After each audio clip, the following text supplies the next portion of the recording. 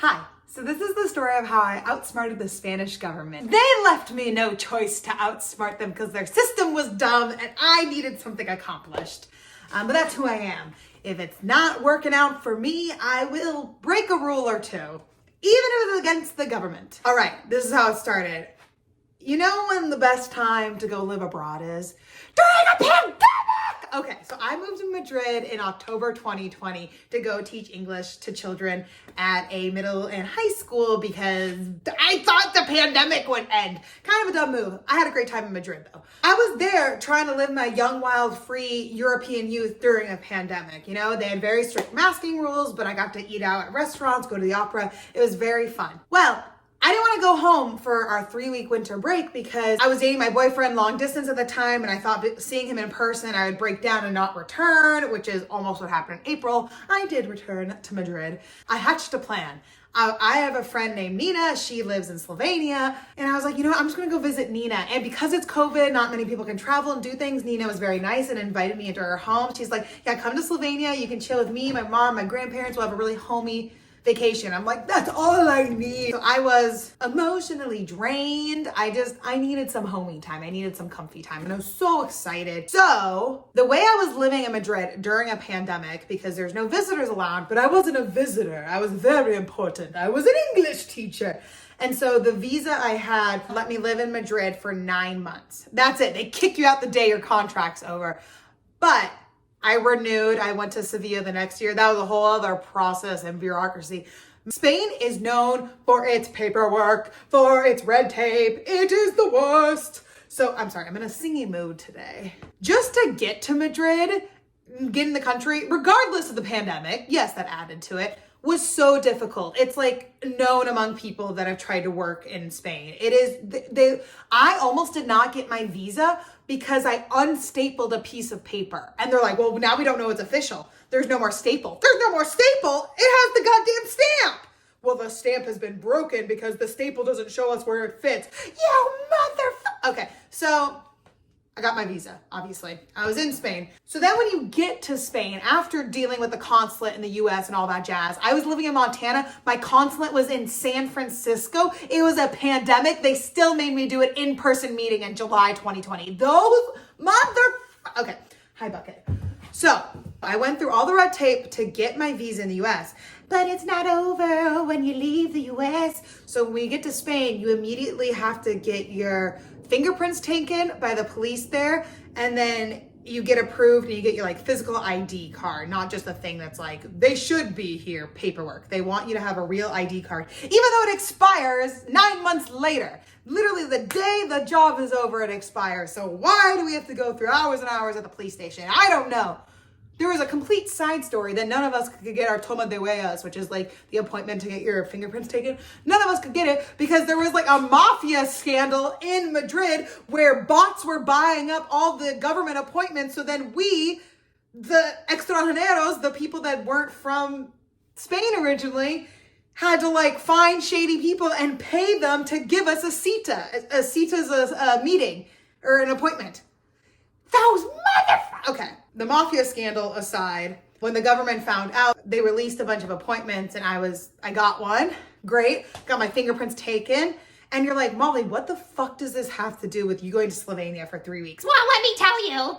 When you have been in Spain longer than 3 months, if you don't have all your paperwork sorted out, if you leave, they won't let you back in. You've like overstayed your welcome as a tourist, but I wasn't a tourist. I was a teacher. Well, I needed the goddamn paperwork to prove that, okay? That's why I had to dupe the Spanish government. I'd already gone through the whole mafia scandal to try to get my toma de huellas appointment. I finally got my fingerprints taken by the police there. No, you can't bring your fingerprints from the US because they could be fraud. They love their paperwork. If you're leaving the country after 3 months, which is what I was doing, you need a regreso. You need a piece of paper that says the Spanish government says I'm allowed to come back while they're finishing processing my paperwork. Pretty commonplace because they take forever to get anything done, but so does most governments, okay? That's not me being against Spanish government. It's me being against government and paperwork. I'm really just against paperwork at the end of the day. So I need this goddamn regreso. And it's so stressful because all the online, there's a ton of like Facebook groups and WhatsApp groups of English teachers from around the world that are living in Spain or Madrid, as in the Madrid group chats at that time. And everyone wanted to go somewhere for winter break. Yeah, it was COVID, but a lot of people wanted to go home, be able to return. Some people were like trying to go on vacations. I don't know what they're up to. I was going to Slovenia to hang out with my friend, and I couldn't get a goddamn appointment. And the weeks were counting down to when I'd already bought my ticket to Slovenia. Actually, I already bought my ticket to Vienna to meet her in Austria, and it got canceled because Vienna's like, no one is allowed in. Good point, Vienna, you got us. But I was allowed into Slovenia with their rules. And I wanted family. I wanted to feel close to something. I was on top of my shit originally, I'll have you know, because I knew I wanted to go to Slovenia. I went to my Regreso appointment in like November to be like, I know I'm going somewhere at the end of December. And at my appointment, they turned me away. They said, it's not close enough to when you're flying. Please leave. So that's what planted the seed for my scheming, because I already had the confirmation email from one Regreso appointment. And they just sent an email. And when I couldn't get a new one, I was trying to do it the normal way. I was like, you know what? I'm taking matters into my own hands. And so I photoshopped the email. No, I didn't. I didn't Photoshop anything. I literally copy and pasted the email to be a new email, changed the date and time of the appointment to be what worked for me that week. But then there's a confirmation number. And I was like, I wonder if this would draw back to my original Regreso appointment that I got rejected from. So I just changed it. There was like a 7 at the end. I made it a 6. And I was like, hopefully it won't go to anyone. I don't know. So I show up the day of my appointment, the appointment I decided I had that day. I'm so nervous about my scheme, and I'm like shaking because they're police and they're scary, and I'm shaking and I'm like giving my paperwork just through the security checkpoint. And then when I get to like the front checkpoint, they're like, you have a Regreso appointment today? Now? And I'm like, I don't know. Here's my confirmation. My confirmation is just a screenshot of the email I typed myself, copying their format. And they're looking at my email and they're like, yeah, that is today. Yeah, that is the time. Huh. All in Spanish, of course. You should be very impressed. I'm basically fluent and so humble. Okay. So they're looking, they're like, wait, your appointment is today. What? Okay.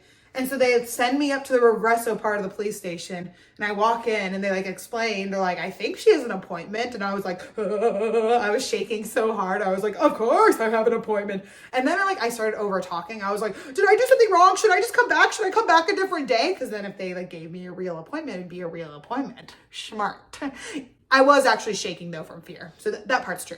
But my scheming brain was still on. So they sit me down. I didn't have a photocopy of my goddamn passport. So I'm like, oh my God, I went through all of this. I can't believe I've gotten this far that they're actually talking to me. And I didn't have a copy of a photo from my passport. They photocopied it for me. Oh, what angels. And as they're doing it for me, I kept just being like, I'm so sorry. Did I do something wrong? I don't know. Did I do something wrong? Because they keep being like, we can't find your confirmation number anywhere. And I'm like, oh, did I do something wrong? I'm so sorry. Did I do something wrong? And they're like, well, we never have appointments on Tuesdays. So why are you here? You never have appointments on Tuesdays?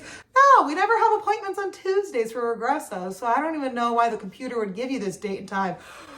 That crazy computer. And then they photocopied my passport. I had the rest of the paperwork I needed. It was close enough to my date to go to Slovenia that they approved. They stamped it. They gave me a little piece of paper that said I'm allowed to leave Spain and come back into the country. So might I suggest just photoshopping, not even photoshopping, just edit things and decide when your appointments are and change your confirmation number so they can't find you in the system. Thank you so much. Please subscribe and like the video. And if you have any other questions about teaching abroad, teaching in Spain, living abroad, traveling abroad during a pandemic, please leave a comment below and I can answer them. Thanks.